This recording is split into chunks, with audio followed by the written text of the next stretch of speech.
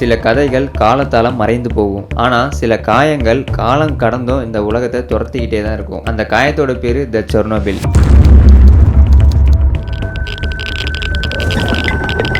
There has been a nuclear accident in the Soviet Union. Worst accident in the short history of the world's nuclear power industry. The Chernobyl nuclear power accident. На Чернобыльской атомной электростанции произошла авария.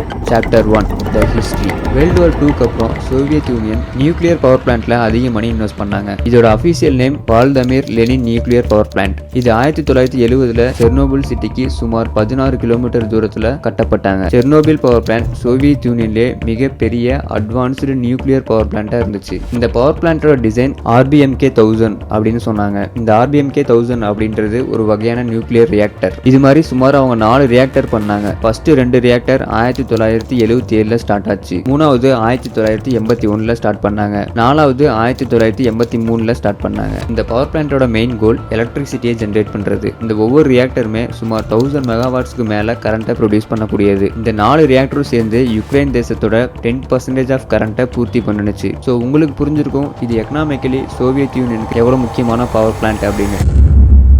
Chapter 2 The D-Day. 1986 April 26 காலங்காத்தால சுமார் 1 மணி 23 நிமிஷத்துல Soviet யூனியனோட Chernobyl nuclear power பிளான்ட்ல reactor number 4 reactor மேல இருக்க lid அதிர ஆரம்பிக்குது. எல்லா பில்டிங்லயுமே ஷாக் வேவ்ஸும் பரவ ஆரம்பிக்குது. பிளான்ட்ல இருந்த எல்லா மனசுலயுமே ஒரே எண்ணம் தான் இருந்துச்சு, நியூக்ளியர் ரியாக்டர் நம்ம கண்ட்ரோல்ல இல்ல, ஏதோ ஒரு பிரச்சனை இருக்குன்னு இமிடியேட்டா குயிக்கா அந்த ரியாக்டரை ஸ்டாப் பண்ண அங்க வேலை செஞ்சுட்டு இருந்த ஒர்க்கர்ஸ் யோசிக்க ஆரம்பிக்கிறாங்க. ஸோ அதுல ஒரு ஒர்க்கர் ஃபாஸ்டா ரியாக்ட் பண்ணி எமர்ஜென்சி ஷட்டவுன் பட்டனை பிரஸ் பண்றாரு. பட்டனை பிரஸ் பண்ணா ரியாக்டர் டிசைன் படி கண்ட்ரோல் ராட் ரியாக்டருக்குள்ள என்டர் ஆகி நியூக்ளியர் ஃபியூஷனை ஸ்டாப் பண்ணணும். ஆனா அங்க நடந்தது வேற ஒரு விஷயம். பட்டனை பிரஸ் பண்ண உடனே கண்ட்ரோல் ராட் வழக்கம் போல ரியாக்டருக்குள்ள என்டர் ஆகுது. ஆனா உடனே பூம்,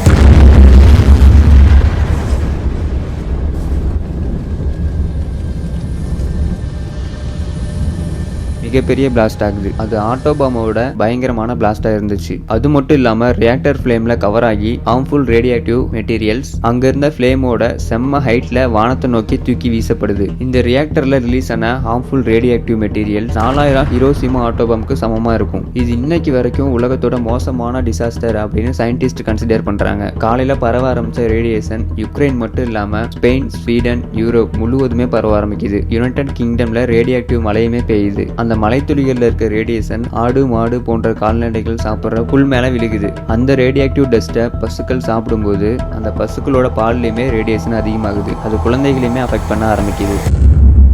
சாப்டர் 3 த சயின்ஸ். இவங்க எப்பவும் போல சேஃப்டி செக்அப் பண்ற மாதிரி இந்த ரியாக்டர் நம்பர் 4ல தான் பண்றாங்க. இங்க அப்படி என்ன நடக்குது அப்படின்றத புரிஞ்சுக்கிறதுக்கு ஃபர்ஸ்ட் நியூக்ளியர் ரியாக்டர் எப்படி வேலை செய்யுது அப்படின்றத தெரிஞ்சுக்கிறது ரொம்ப முக்கியம். எலக்ட்ரிசிட்டி ஜெனரேட் பண்ண மோஸ்ட் ஆஃப் மெத்தட்ல சிம்பிளா ஒரு ரொட்டேட்டிங் சக்கரம் வேணும். டெக்னிக்கலி அதை டர்பைன்னு சொல்லுவாங்க. இந்த சக்கரம் சுத்துறது மூலியமா கைனடிக் எனர்ஜி ஜெனரேட் ஆகும். ஸோ ஹைட்ரோ எலக்ட்ரிசிட்டியில வாட்டர் மேல இருந்து கீழே விழும்போது அந்த டர்பைன் ரொட்டேட் ஆகி கைனடிக் எனர்ஜி ஜெனரேட் ஆகும். அதே மாதிரி விண்டு மில்ல விண்ட் எனர்ஜி யூஸ் பண்ணி அந்த டர்பைனை ரொட்டேட் பண்ணி கைனடிக் எனர்ஜியை ப்ரொடியூஸ் பண்ண ட்ரை பண்ணுவாங்க. அதே மாதிரி தெர்மல் பவர் பிளான்ட்ல கோலை வச்சு ஸ்டீம் மூலியமா டர்பைனை ரொட்டேட் பண்ண ட்ரை பண்ணுவாங்க. இதே மாதிரி தான் நியூக்ளியர் எனர்ஜி கேஸ்லயும் வாட்டரை வச்சு ஹீட் பண்ணி ஹீட் ஜெனரேட் பண்ணி ஸ்டீமை யூஸ் பண்ணி இந்த டர்பைனை மூவ் பண்ணி தான் எனர்ஜி ஜெனரேட் பண்றாங்க. இந்த ஹோல் சிஸ்டமை சிம்பிளா சேம் ஹை லெவல்ல பாத்தீங்கன்னா ஃபர்ஸ்ட் ஒரு கண்ட்ரோல்டு நியூக்ளியர் ரியாக்ஷன் நடக்குது. அதுக்குள்ள இருந்து வர ஹீட் வாட்டரை சூடாக்கி ஸ்டீமை ப்ரொடியூஸ் பண்ணி அந்த ஸ்டீம் தான் அந்த டர்பைனை ரொட்டேட் பண்ணி எலக்ட்ரிசிட்டியை ப்ரொடியூஸ் பண்ணும். அது மட்டும் இல்லாம இந்த தண்ணி ரியாக்டர்ல கூலண்டாவும் வேலை செய்யும். ரியாக்டர் ஓவர் ஹீட் ஆகாம இருக்க வாட்டரை கான்ஸ்டன்டா சப்ளை பண்ணிட்டே இருக்கணும். செர்னோபில் பவர் பிளான்ட்டுக்கு நியர்பை மேன்மேடு வாட்டர் சோர்ஸ்ல இருந்து தண்ணியை ரியாக்டருக்குள்ள அனுப்புறதுக்கு எப்பவுமே வாட்டர் பம்ப் ஒர்க் ஆகிட்டே இருக்கணும். பவர் கட் ஆனாலுமே இந்த சப்ளை நிக்கவே கூடாது. இதுக்கு செர்னோபில் பவர் பிளான்ட்ல பேக்கப் ஜெனரேட்டர்ஸ்மே வச்சிருந்தாங்க. ஆனா ஜெனரேட்டர் ஸ்டார்ட் ஆகிறதுக்கு 1 to 2 நிமிஷம் வரைக்கும் ஆகும். சோ இந்த 2 நிமிஷத்துக்கு ஏதாவது ஆல்டர்னேட் சோர்ஸா அவங்களுக்கு பவர் தேவைப்பட்டது. ரியாக்டர் மேனுஃபேக்சரர் என்ன சொல்றாங்கன்னா இந்த எக்ஸ்ட்ரா 2 மினிட்ஸ்க்கான எலக்ட்ரிசிட்டி ரியாக்டருக்குள்ள இருந்தே கிடைக்கும் அப்படின்றத சொல்றாங்க. ஏன்னா டர்பைன் கான்ஸ்டன்டா சுத்தும் போது இருக்க மொமெண்டம்ல இருந்து பவர் கிடைக்கும் அப்படின்றத அவங்க சொல்றாங்க. ஏப்ரல் 26 அன்னைக்கு நைட்டு இந்த டெஸ்ட்டை தான் அவங்க பண்ண போறதா இருந்தாங்க. பேசிக்கலி பவர் கட் ஆனா டர்பைன் எலக்ட்ரிசிட்டியை ப்ரொடியூஸ் பண்ணி வாட்டர் பம்பை பவர் பண்ணுமா? இந்த டெஸ்ட்டை இதுக்கு முன்னாடியுமே ட்ரை பண்ணி பார்த்திருக்காங்க. ஆனா அது சக்சஸ் ஆகல. இது எஸ்பெஷலி ரியாக்டர் நம்பர் 4ல அங்க வேலை வேலை செஞ்சுட்டு இருந்த ஒர்க்கர்ஸோட ஒரே ஹோப் அன்னைக்கு என்னவா இருந்துச்சுன்னா இந்த டெஸ்ட்டை சந்தோஷமா முடிச்சுட்டு தூங்க போலாம் அப்படின்னு நினைச்சிட்டு இருந்தாங்க. ஏப்ரல் 25ஆம் தேதிக்கு ஒரு நாள் முன்னாடியே அந்த டெஸ்ட்டை கண்டக்ட் பண்ண ட்ரை பண்றாங்க. ஸோ அந்த டெஸ்ட்டை நெக்ஸ்ட் டேக்கு போஸ்ட்போன் பண்றாங்க. ஸோ ஒர்க்கர்ஸ்க்கு அன்னைக்கு நைட்டு தூக்கமும் இல்லாம அடுத்த நாள் அப்படியே வராங்க. ஏப்ரல் 25 ராத்திரி சரியா 10-11 நிமிஷத்துல டெஸ்ட் ப்ரிப்பரேஷனை திரும்பவும் ஸ்டார்ட் பண்றாங்க. Chapter 4 what went wrong. April 26ஆம் தேதிக்கு நைட்டு சரியா 11 மணிக்கு ஒர்க்கர்ஸ் டெஸ்ட்டை ஆரம்பிக்கிறாங்க. அவங்க அந்த டெஸ்ட்டை பண்றதுக்கு நியூக்ளியர் பவர் பிளான்ட்டோட அவுட்புட் 1600 மெகாவாட்ல இருந்து 700 மெகாவாட்டுக்கு கொண்டு வர ட்ரை பண்றாங்க. ஏன்னா அவங்களோட ப்ரொசீஜர் படி அந்த டெஸ்ட்டை கண்டக்ட் பண்றதுக்கு இந்த லெவல்ல கொண்டு வரணும். அதுக்காக அவங்க அன்னைக்கு அந்த கண்ட்ரோல் ராட்ஸை ரியாக்டருக்குள்ள இன்செர்ட் பண்றாங்க. ஆனா கண்ட்ரோல் ராட்ஸை இன்செர்ட் பண்ணதுக்கு அப்புறமும் அவங்க நினைச்ச அவுட்புட்டை விட ரொம்ப கம்மியா தான் அவுட்புட் வந்திருக்கு. அது ரொம்ப டிராப் ஆகி 30 மெகாவாட்டுக்கு வந்துருச்சு. ஒர்க்கர்ஸ்லாம் என்ன நடக்குதுன்னே புரியாம ரொம்ப கன்ஃபியூஸ் ஆகுறாங்க. இது எதனால அப்படின்னு பாத்தீங்கன்னா நியூக்ளியர் ஃபியூஷன் ரியாக்ஷன்ல ஒரு பை ப்ராடக்ட் xenon 135 ஒரு எலிமெண்ட் கிரியேட் ஆகுது. அது சிமிலர் டு போரான். xenon 135 நியூட்ரான்ஸை எஃபிஷியன்ட்லி அப்சர்வ் பண்ற கேப்பபிலிட்டி அதுக்கு இருக்கு. ஸோ இந்த xenon ரியாக்ஷன்ஸ்ல எக்ஸஸ் நியூட்ரான்ஸை இன்னும் அப்சர்வ் பண்ணி ரியாக்ஷன்ஸ் இன்னும் ஸ்லோ டவுன் ஆகி அவுட்புட் ரொம்ப கம்மியா வருது. நார்மலி xenon நியூக்ளியர் ரியாக்ஷன்ல ப்ரொடியூஸ் ஆனனால உடனே பர்ன் அவுட் ஆகி ஃபியூ ஹவர்ஸ்ல அது டெஸ்ட்ராய் ஆகிரும். ஆனா இந்த சீனரியில பவர் அவுட்புட் ஆல்ரெடி ரொம்ப கம்மியாவே இருக்கு. xenon நியூக்ளியர் கோர்ல அக்யூமுலேட் ஆகி அது பாய்சனா மாறுது. அதனால எக்ஸ்பெக்ட் பண்ண அளவோட மிக கம்மியாவே எலக்ட்ரிசிட்டி ப்ரொடியூஸ் ஆகுது. இப்பதான் ட்விஸ்டே ஆரம்பிக்குது. ரொம்ப குறைவான எலக்ட்ரிசிட்டி ப்ரொடியூஸ் ஆனனால அன்னைக்கு ஒர்க் பண்ணிட்டு இருந்த ஷிஃப்ட் சூப்பர்வைசர் ஆண்டலி டைட்லவ் அப்படின்றவரு சில கண்ட்ரோல் ராட்ஸை ரியாக்டருக்குள்ள இருந்து எடுக்க சொல்றாரு. அதாவது நம்ம எக்ஸாம்பிளுக்கு சொல்லணும்னா நம்ம கார்ல இருந்து பிரேக்கை எடுக்க சொல்ற மாதிரி, அதை வந்து அனலாஜ் அப்படின்ற மாதிரி சொல்றாங்க. இந்த ரியாக்ஷனை ஸ்பீடப் பண்றதுக்கு அது ஒரு முக்கியமான காரணமா இருந்துச்சு.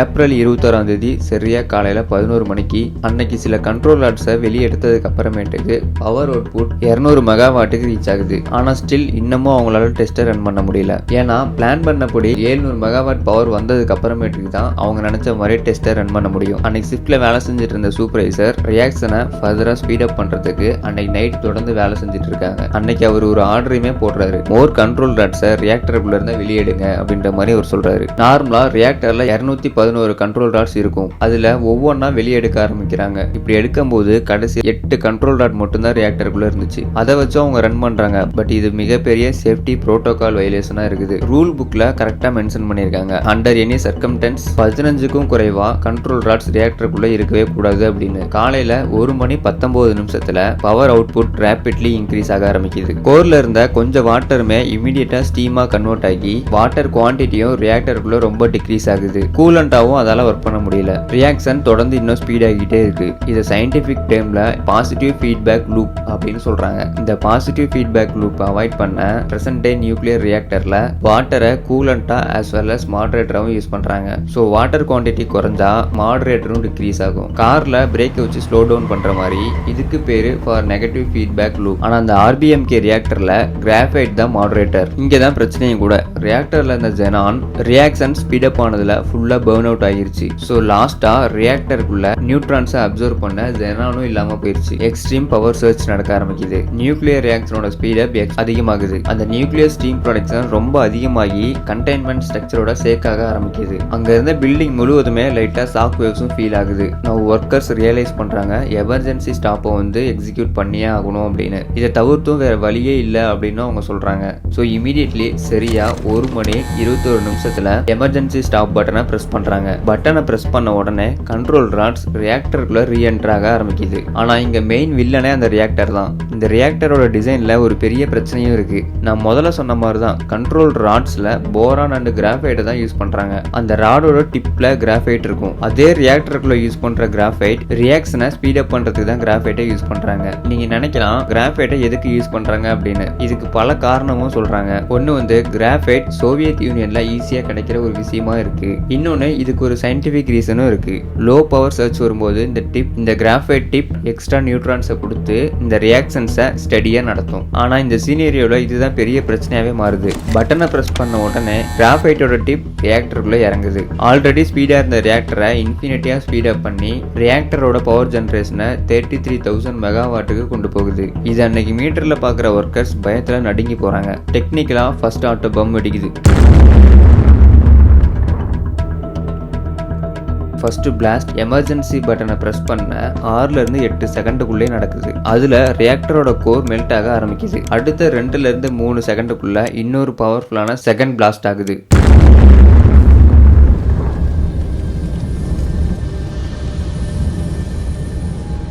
1000 டன் லிட் ரியாக்டரோட ஸ்ட்ரக்சர்ல இருந்து அந்த பில்டிங்கோட கான்கிரீட்டை உடைச்சு வானத்துக்கு தூக்கி வீசப்படுது. செகண்ட் பிளாஸ்டுக்கு காரணம் அந்த ரியாக்டருக்குள்ள இருந்த கிராஃபைட்டும் பர்ன் ஆக ஆரம்பிச்சதுதான். இதுல 2 பேர் இன்ஸ்டன்டா மரணம் அடைகிறாங்க. ஆனா 100க்கும் மேல radioactive elements 5% of uranium fuel 192 ton uranium fuel அட்மாஸ்பியருக்கு எக்ஸ்போஸ் ஆக ஆரம்பிக்குது.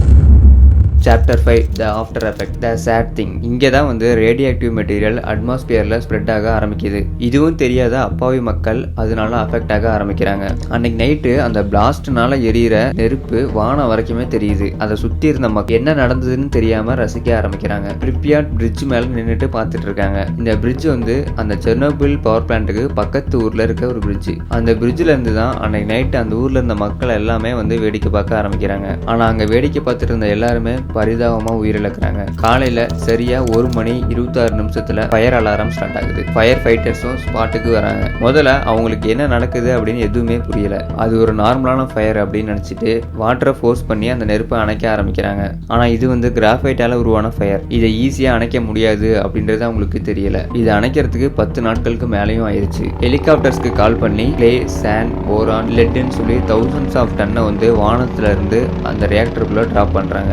ரேடியேஷன் ஸ்ப்ரெட் ஆகிறதையும் ஸ்டாப் பண்ண ட்ரை பண்றாங்க. ஆனா இது ஒரு பயங்கரமான ரிஸ்கியான வேலையாகவும் மாறுது. இதுல வந்து ஒரு ஹெலிகாப்டர் கிராஷ் ஆகி அதுலயும் 4 பேர் உயிரிழக்கிறாங்க. ஃபயர்ஸை ஸ்டாப் பண்ண வந்த ஃபயர் ஃபைட்டர்ஸும் வீட்டுக்கு போனதுக்கு அப்புறமேட்டுக்கு ஃபேட்டிக், நாசியா, ரேடியேஷன் சிக்னஸ் அப்படின்னு சொல்லி பல விஷயங்களால பாதிக்கப்பட்டு அவங்களுமே உயிரிழக்கிறாங்க. 30 ஆபரேட்டர்ஸ் ஃபயர் ஃபைட்டர்ஸ்ல சிலர்னு மொத்தமா கொஞ்சம் மாசத்திலேயே தவறிடுறாங்க. கொஞ்சம் எக்ஸ்போஸ் ஆனவங்க சில வருஷத்துல இறக்குறாங்க. இன்னும் சில கம்மியா எக்ஸ்போஸ் ஆனவங்க 10 வருஷத்துக்கு அப்புறமா கேன்சர் இப்படின்ற மாதிரி நோய் பாதிக்கப்பட்டு இறந்துடுறாங்க. 10 நாட்களுக்கு அப்புறம் தீய ஒரு வழியா அணைச்சிட்டாங்க. ஆனா ரியாக்டர்ஸ் இன்னும் ஹை லெவல்ல ஹீட்டை ப்ரொடியூஸ் பண்ணிட்டு இருக்கிறத அதை அவங்களால கண்ட்ரோல் பண்ண முடியல. இந்த ஹீட்னால ரியாக்டரோட பேஸ்ல ஒரு சில கிராக் ஸ்டார்ட் ஆக ஆரம்பிக்குது. இது அந்த ரியாக்டருக்குள்ள தூங்கிட்டு இருக்க டைம் பாம் மாதிரி. ஏன்னா ரியாக்டர் கீழே ஒரு வாட்டர் டேங்க் இருந்துச்சு. இந்த ரியாக்டர்ல இருந்து வர ஹீட் இந்த தண்ணியை டச் பண்ணும்போது இமீடியட்லி இன்னொரு பிளாஸ்ட் நடக்கும். ஏன்னா இந்த தண்ணி இமீடியட்டா ஸ்டீமா கன்வெர்ட் ஆக சான்ஸ் அதிகமா இருக்கு. நம்ம எல்லாத்துக்குமே தெரியும் லிக்விடோட கேஸுக்கு அதிகமான ஸ்பேஸ் தேவைப்படும்னு. ஸோ தண்ணி இமீடியட்டா ஸ்டீமா கன்வெர்ட் ஆனா அண்ட் அதுக்கு ஸ்பேஸ் இல்லை அப்படின்னா இமீடியட்லி அந்த கண்டெய்னர் வெடிக்கிறதுக்கு அதிக சான்ஸ் இருக்கு. சயின்டிஸ்டோட ப்ரொஜெக்ஷன் என்னன்னா இந்த வாட்டர் டேங்க் வழியா இன்னொரு ரேடியோ ஆக்டிவ் மெட்டீரியல் அட்மாஸ்பியருக்கு வர வாய்ப்பு இருக்கு அப்படின்னு அவங்க திங்க் பண்றாங்க. அது இன்னும் ரொம்ப பயங்கரமான சேதத்தை ஏற்படுத்தும் அப்படின்றதையும் அவங்க சொல்றாங்க. இதை தடுக்கிறதுக்கு ஒரே வழி யாராவது அந்த ரேடியோ ஆக்டிவ் மெட்டீரியல் நிறைஞ்ச தண்ணிக்குள்ள டைவ் பண்ணி அந்த தண்ணியை ட்ரைன் பண்ணி விடணும். அந்த தண்ணிக்குள்ள இறங்குறதே ஒரு சூசைட் மிஷன் மாதிரி. ஆனா இங்க தான் சோவியத் யூனியனோட 3 சூப்பர் ஹீரோஸ் இந்த வேலையை செய்யறதுக்கு முன் வராங்க. Alexei Ananenko, Boris Baranov, Valeri Bespalov. இவங்க 3 பேருமே இன்னும் உயிரோட இருக்காங்க. பேசிக்கலி இந்த 3 பேரையும் வச்சு ஒரு சூசைட் ஸ்குவாடை ரெடி பண்றாங்க. சான்ஸ் இருந்தா மிஷன் முடிஞ்ச சில மாசத்துல கூட இவங்க உயிரிழக்க வாய்ப்பு இருக்கு. மே 4, 1986 சிம்பிள் டைவிங் எக்யூப்மெண்ட்ஸோட நம்ம கதையோட 3 ஹீரோஸும் இந்த டேங்க்குள்ள டைவ் பண்ணி வெறும் லைட்டோட அந்த வாட்டர் வால்வை லொகேட் பண்ணி அந்த வாட்டரை ட்ரைன் பண்றாங்க. இந்த 3 ஹீரோஸும் சோவியத் யூனியனோட ஹிஸ்டரியில மிகப்பெரிய பங்கு விளைவிக்கிறாங்க. இந்த தேர்ட் எக்ஸ்ப்ளோஷன் நடந்திருந்தா இந்த யூரோப் கான்டினென்ட்டே வாழ வழி இல்லாம இப்ப இருந்திருப்பாங்க. லட்சக்கணக்கான மக்களுமே இருந்திருப்பாங்க. பட் குட் நியூஸ் என்னன்னா இந்த 3 டைவர்ஸ்மே அன்னைக்கு உயிரோட சர்வை பண்ணாங்க. போரிஸ் பெரானோவ் 2005 ஹார்ட் அட்டாக்கால காலமாகிறாரு. Alexei Ananenko and Valeri Bespalov இன்னைக்கு வரைக்குமே உயிரோட இருக்காங்க. அடுத்த கட்ட வேலையா சோவியத் யூனியன் ரிமோட் கண்ட்ரோல் ரோபோட்ஸை யூஸ் பண்ணி ரேடியோ ஆக்டிவ் மெட்டீரியல் எல்லாத்தையுமே அட்மாஸ்பியர்ல இருந்து என்வாயன்மெண்ட்ல இருந்தும் எல்லாத்தையுமே கிளீன் அப் பண்ண ட்ரை பண்றாங்க. ஆனா இவங்க ரோபோட்ஸை யூஸ் பண்ணும்போது அந்த ரேடியோ ஆக்டிவ் மெட்டீரியல்ஸ் எல்லாம் அதால கிளீன் பண்ண முடியல. இந்த கிளீன் அப் வேலையெல்லாம் செஞ்சவங்க லிக்விடேட்டர்ஸ் அப்படின்னு சொன்னாங்க. அதுக்கப்புறம் இந்த ரேடியோ ஆக்டிவ் டஸ்ட் வந்து ஸ்வீடன் வரைக்கும் போகுது. ஸ்வீடன்ஸ் வந்து இதை மானிட்டர் பண்ணி அன்ரீசனபிளா ரேடியோ ஆக்டிவ் ரேடியஸ் ஹை லெவல்ஸ்ல வந்துட்டு இருக்குன்னு சொல்றாங்க. ஏப்ரல் 28, 1986 பிளாஸ்ட் நடந்ததுக்கு அப்புறமேட்டுக்கு தான் சோவியத் யூனியன் இந்த டிசாஸ்டரை பத்தி அனௌன்ஸ் பண்றாங்க. மே 2, 1986 நியூக்ளியர் பவர் பிளான்ட்டை சுத்தி 30 கிலோமீட்டர்ஸ் வரைக்கும் ரேடியஸை செட்டப் பண்ணி ரெஸ்ட்ரிக்டட் ஜோனா அனௌன்ஸ் பண்றாங்க. அதுக்கப்புறம் ரேடியோ ஆக்டிவ் வேஸ்ட்டை கண்டெய்ன்மெண்ட் பண்றதுக்கு சார்கோஃபேகஸ் அப்படின்னு ஒரு ஸ்ட்ரக்சரை பில்டப் பண்ணி நவம்பர் 1986 இதை கம்ப்ளீட் பண்றாங்க. இந்த ஸ்ட்ரக்சரை வந்து கான்கிரீட் அண்ட் ஸ்டீல்ல கன்ஸ்ட்ரக்ட் பண்ணி இதை வந்து இந்த ரேடியேஷனை கண்ட்ரோல் பண்றதுக்கு இந்த டிசைனை யூஸ் பண்றாங்க. ஆனா இதை லாங் டேர்ம் சொல்யூஷனுக்கு இதை பில்ட் பண்ணல. இந்த கன்ஸ்ட்ரக்ஷன் வந்து 28 வருஷத்துல ரஸ்ட், கிராக்ஸ் இதெல்லாமே ஃபார்ம் ஆகி இந்த கன்ஸ்ட்ரக்ஷன் வந்து டெமாலிஷ் ஆகுது. திரும்பிய 2010 இன்னொன்னு புதுசா பில்ட் பண்ணி சர்கோஃபேகஸ் மேல செட் பண்றாங்க. இந்த நியூ ஸ்ட்ரக்சரை பில்ட் பண்றதுக்கு சரியா $3 பில்லியன் செலவு பண்றாங்க. இதை பில்ட் பண்றதுக்கு 9 வருஷத்துக்கு மேல ஆகுது. 2019 தான் இதை கம்ப்ளீட் பண்ணி முடிச்சாங்க. லாங் டேர்ம்ல இதை பிளான் பண்ணி நெக்ஸ்ட் 100 வருஷத்துக்கு ரியாக்டரை க்ளோஸ் பண்ணி வைக்க முடியும் அப்படின்னு சொல்றாங்க. 2018 யுனைடெட் நேஷன் சயின்டிபிக் ரிப்போர்ட் படி 20,000 பேர் தைராய்டு கேன்சர் கேசஸ்ல இதுல குழந்தைகளுமே டயக்னோஸ் பண்றாங்க. டிசாஸ்டரோட மெயின் ரீசன் என்னன்னா ரேடியோ ஆக்டிவ் டஸ்ட் ஃபுல்லாமே செட்டில் ஆகி ரேடியோ ஆக்டிவ் டஸ்ட் எல்லாம் புல் மேல பரவி பசுக்கள் அந்த புல்ல சாப்பிட்றதுனால பால்ல அயோடின் 131 ஹை லெவல்ல கண்டாமினேஷன் ஆகுது. அதை குடிக்கிறதுனால அது நம்மளோட தைராய்டு கிளாண்ட்ல அப்சர்வ் ஆகி சில்ட்ரன்ஸ்க்கும் தைராய்டு கேன்சர் வர்றதுக்கு காரணமா அமையுது. பொலிட்டிக்கலி இது சோவியத் யூனியனோட growthக்கு ஒரு பெரிய பிரேக் டவுன் கூட சொல்லலாம். வேர்ல்டுல உள்ள சயின்டிஸ்ட் எல்லாருமே இது மாதிரி ஃபியூச்சர்ல நடக்க கூடாது அப்படின்னு இப்ப இருந்தே ரிசர்ச் பண்ணிட்டு இருக்காங்க.